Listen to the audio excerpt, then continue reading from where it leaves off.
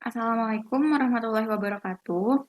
Perkenalkan, saya Data Salsabila, mahasiswi jurusan Statistika Universitas Brawijaya, kelas Analisis Multivariat 1, kelas C, dengan nomor presensi nomor 39. Di sini saya akan menjelaskan terkait materi T-Quadrat Totaling beserta studi kasusnya dengan peserta penyelesaiannya menggunakan software RStudio untuk memenuhi kuis praktikum analisis multivariat 1.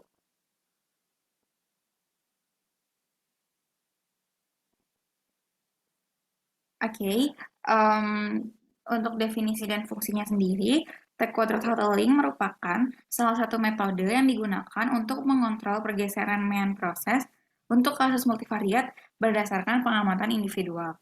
Untuk fungsinya itu sendiri, T-Quadrat Throttling ini berfungsi untuk melihat perbedaan antara dua kelompok percobaan yang masing-masing kelompoknya itu terdiri dari dua variat atau lebih dan akan dilakukan analisis statistik pada variat tersebut secara serentak.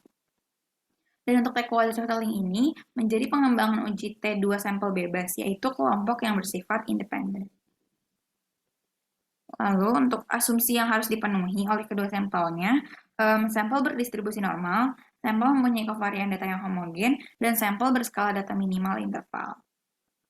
Kemudian untuk hipotesis dan keputusannya, untuk yang satu populasi, H0-nya itu faktor mu sama dengan faktor mu 0, dan hipotesis alternatifnya itu faktor mu tidak sama dengan faktor mu 0. Untuk hipotesis dua populasi, H0-nya itu faktor mu X sama dengan faktor mu Y, dan H1-nya itu faktor mu X tidak sama dengan faktor mu Y. Dan untuk keputusannya, yang satu populasi, jika N min P per N min 1 P dikali T kuadrat atau statistik ujinya itu lebih besar dari F tabelnya, itu F alpha dengan DB P, N min P. Maka hasilnya itu tolak H0. Begitu juga dengan yang dua populasi, jika statistik ujinya yaitu N min P min 1 per N min 1 P dikali T kuadrat, itu lebih besar dari F tabelnya, dengan DB-nya itu P, N min P min 1, maka hasilnya juga tolak H0. Begitupun sebaliknya. Untuk statistik ujinya itu seperti berikut. Untuk T kuadratnya sama dengan seperti berikut. Dengan vektor X-nya itu didapatkan dari 1 per N, sigma J sampai N dari Xj, dan X-nya itu didapatkan dari 1 per N min 1, sigma J sampai N, dari Xj min X vektor X dikali Xj min vektor X dipangkatkan T. Di mana N-nya itu banyaknya data, vektor X itu merupakan vektor rata-rata sampel X, mu 0-nya itu vektor rata-rata populasi, S-nya itu matriks kovarian, dan XJ-nya itu nilai data. Di sini ada studi kasusnya. Untuk percobaan satunya itu merupakan data anak laki-laki yang berusia 2 tahun di dataran tinggi di Asia, di mana setiap anak ini diukur tinggi badan, lingkar dada, dan lingkar lengan atas dalam satuan cm. Data pengukurannya diperoleh sebagai berikut. Kemudian untuk percobaan duanya, data berikut merupakan data anak perempuan yang berusia 2 tahun di dataran tinggi di Asia, di mana setiap anaknya ini diukur tinggi badan, lingkar dada, lingkar lengan atas dalam satuan cm. Dan data pengukurannya itu didapatkan sebagai berikut. Selanjutnya, bandingkan percobaan 1 dan percobaan 2 menggunakan uji T-quadrat Throttling. Di sini kita akan menggunakan software RStudio. Oke, yang pertama-tama kita menandakan data anak laki-laki ini dengan variabel X dan data anak perempuan dengan variabel Y. Pertama, ini kita input dulu. Untuk yang tingginya yaitu mengikuti tabel banyak 6 data ya di sini. Kemudian diikuti dengan yang CC-nya dan MOAC-nya. Kemudian diikuti dengan data anak perempuan. Oke. Seperti ini. Kemudian dilakukan penggabungan data, yaitu data X-nya itu sebanyak 6 observasi dan data Y-nya itu sebanyak 9 observasi. Di sini kita namakan data yang sudah digabungkan ini menjadi kita namakan sebagai data gabungan.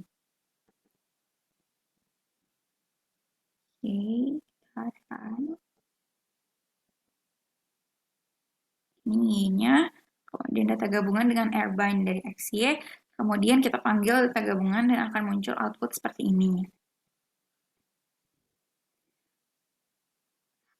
Selanjutnya, untuk membentuk grup berdasarkan data laki-laki dan perempuan, di sini kita menggunakan variabel Z dengan mengulang angka 1 sebanyak 6 kali dan mengulang angka 2 sebanyak 9 kali sesuai dengan banyaknya observasi tadi. Kemudian kita panggil Z-nya dan akan muncul seperti ini. Oke, selanjutnya untuk menguji kenormalan pada setiap data, kita menggunakan uji Shapiro-Wilk. Pertama, ini kita menguji data X-nya terlebih dahulu.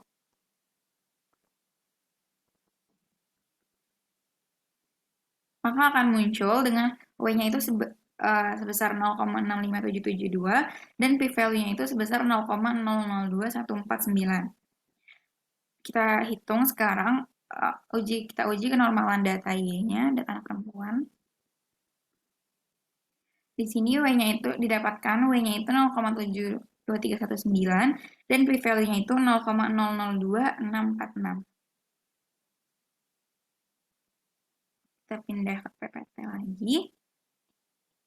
Dan untuk asumsinya, uji normalitas dan uji Shapiro-Wilk, hipotesisnya itu H0 data berdistribusi normal multivariat, dan H1-nya itu data tidak berdistribusi normal multivariat. Untuk keputusannya, karena p-value data anak laki-lakinya yang sebesar 0,002149 itu lebih kecil dari 0,05, maka tolak H0. Begitu pula dengan data anak perempuan, p-value-nya itu 0,002646. Itu lebih kecil daripada alfanya, yaitu sebesar 0,05, maka hasilnya tolak H0. Kesimpulannya itu, maka dapat disimpulkan bahwa data anak laki-laki dan data anak perempuan ini tidak berdistribusi normal multivariat. Kemudian, kita untuk menguji T kuadrat Hartley-nya, hipotesisnya itu H0-nya tidak terdapat perbedaan secara signifikan tinggi badan, lingkar dada, dan lingkar lengan atas antara anak laki-laki dan perempuan berusia 2 tahun di dataran tinggi di Asia. Dan H1-nya itu terdapat perbedaan secara signifikan tinggi badan, lingkar dada, lingkar lengan atas antara anak laki-laki dan perempuan berusia 2 tahun di dataran tinggi di Asia. Selanjutnya kita kembali lagi ke RStudio. Di sini kita akan menguji kesamaan matriks kovarian dua populasi menggunakan library ASBIO dengan callback data gabungan. Di sini didapatkan hasilnya itu p-value-nya itu 0,8931873 dengan DF-nya itu sebesar 6. Kemudian kita ingin menguji kesamaan vektor rata-rata dua populasi, yaitu menggunakan library DASTools dengan hoteling task menggunakan data gabungan yang Z.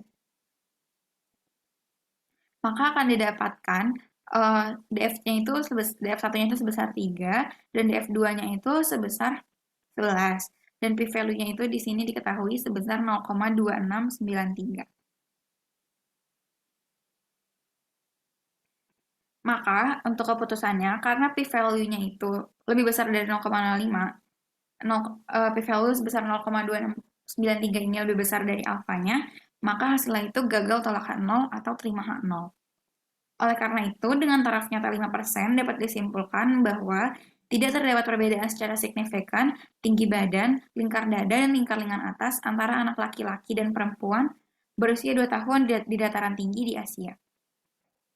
Sekian presentasi dari saya, penjelasan dari saya, kurang lebihnya mohon maaf. Wassalamualaikum warahmatullahi wabarakatuh.